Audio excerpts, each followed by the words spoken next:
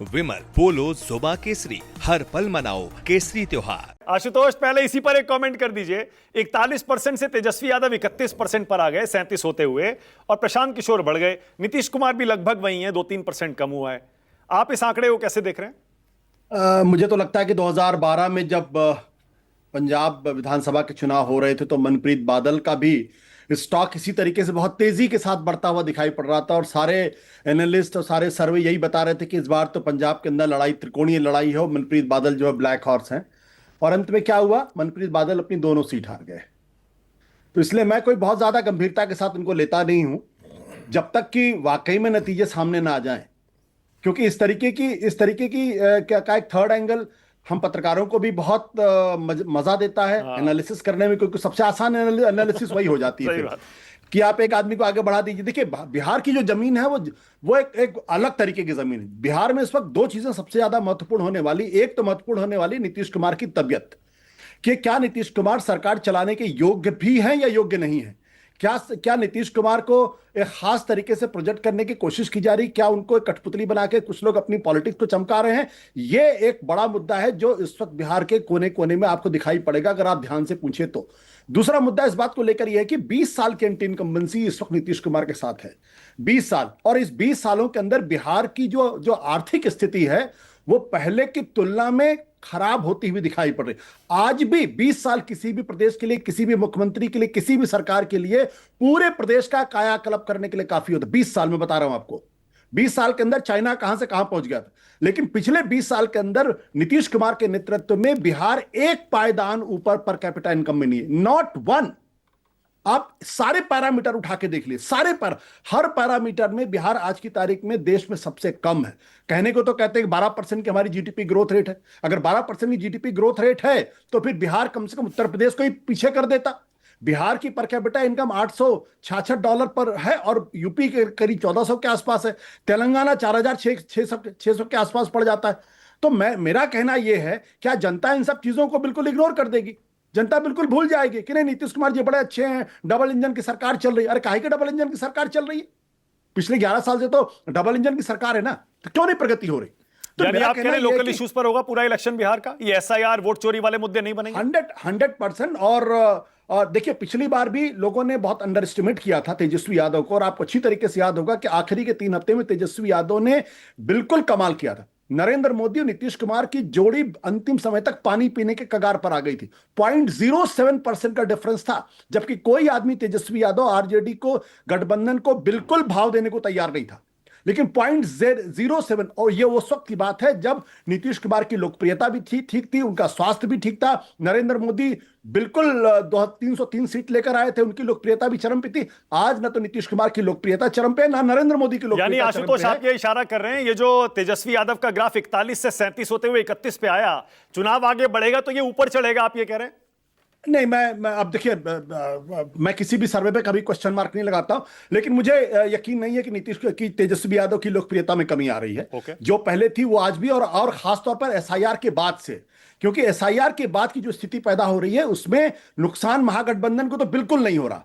निशाने पर चुनाव आयोग है, निशाने पर भारतीय जनता पार्टी नरेंद्र मोदी की सरकार है, निशाने पर नीतीश कुमार है। अच्छा, ऐसा करें आशुतोष, अगर पिछले 1-1.5 महीने को हम पहला चरण मान लें प्रचार का, एसआईआर, वोट चोरी, सारा, तो क्या यह क्लियरली मान लिया जाए कि महागठबंधन, तेजस्वी यादव, राहुल गांधी, इंडिया गठबंधन पहला राउंड इस नैरेटिव का, इस प्रचार का, बिहार चुनाव का जीत गया पूरी तरह से? नहीं, नैरेटिव की बारे में कह सकता हूं मैं, ये नहीं नैरेटिव पूछ रहा हूं। हाँ, देखिए, और नैरेटिव की जहां तक बात है, वो अगर आप देखें तो 2024 के लोकसभा चुनाव के बाद से भारतीय जनता पार्टी, नरेंद्र मोदी कोई नैरेटिव सेट ही नहीं कर पाए। वो सिर्फ रिएक्ट कर रहे हैं, चाहे संविधान बचाओ का मसला हो, चाहे कास्ट सेंसस का मसला हो, चाहे नरेंद्र सरेंडर का मसला हो, चाहे एसआईआर का मसला। ये 4 ऐसे मुद्दे हैं जिस पर भारतीय जनता पार्टी सिर्फ रिएक्ट कर रही है और बिल्कुल एक्ट नहीं कर पा रही है। ठीक है। तो ये जबकि नरेंद्र मोदी की खासियत ये मानी जाती थी कि 2013 में जब वो लोकसभा के प्रधानमंत्री के उम्मीदवार बने थे, 10 साल, तकरीबन 9.5 साल तक उन्होंने नैरेटिव सेट किया था, लोग रिएक्ट कर रहे थे। ठीक है आशुतोष,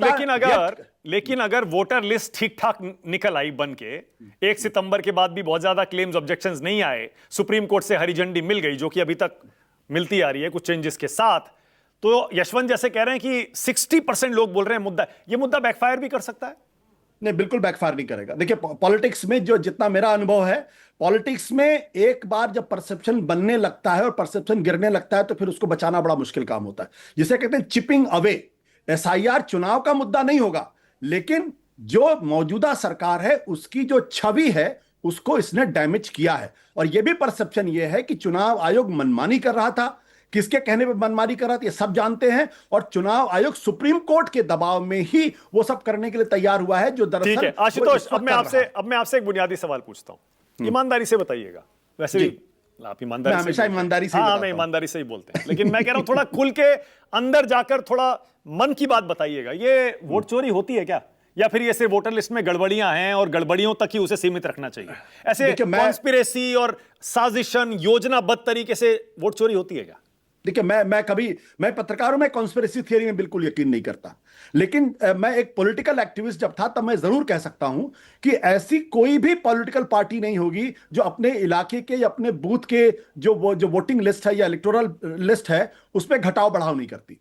जो जबर होता है, जो मजबूत होता है, जिसके साथ सरकार होती है, जिसके साथ सत्ता होती है, जिसके साथ लोकल बीएलओ होता है, वो अपनी मनमानी करने में कामयाब हो जाता है।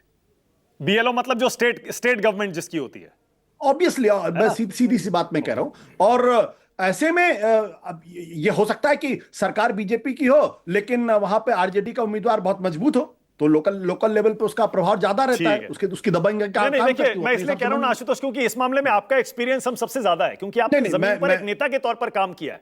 तो ये जो आरोप लगाए जा रहे हैं कि इलेक्शन कमीशन जानबूझकर सरकार से वोट चोरी करवा रहा है, सरकार के लिए वोट चोरी करवा रहा है, ये गलत है ना? देखिए, नहीं, मैं जब तक मेरे पास सबूत नहीं होगा, जब तक मेरे पास तथ्य नहीं होंगे, तब तक मैं कैसे किसी की बात को सच मान लूं या गलत मान लूं? मेरा काम एनालिसिस करना, मैं एनालिसिस कर। हाँ, एक बात में जो मैंने कहा कि वोटर लिस्ट में डिलीशन एडिशन ये एक सामान्य सी प्रक्रिया है जो चुनाव के मौके पर होती है लोकल एडमिनिस्ट्रेशन से मिलकर। ठीक है, नहीं, मैं यही सुनना चाह रहा था आशुतोष। बिल्कुल सही किया आपने कि आपने ये बता दिया कि अभी तक राहुल गांधी ने जो वोट चोरी का कैंपेन चलाया उसमें सबूत वोट चोरी का एक भी नहीं दिया। अच्छा हुआ आपने ये क्लियर कर दिया आशुतोष कि उन्होंने सवाल उठाए, उन्होंने जवाब मांगे, पर आपने ये कह दिया कि वोट चोरी का एक भी सबूत राहुल गांधी ने नहीं दिया। नहीं, माना किसमें गलत, इसमें गलत है। मैंने ये नहीं कहा राहुल गांधी के पास सबूत है, मैंने कहा मेरे पास सबूत नहीं है। Let's be very clear on this.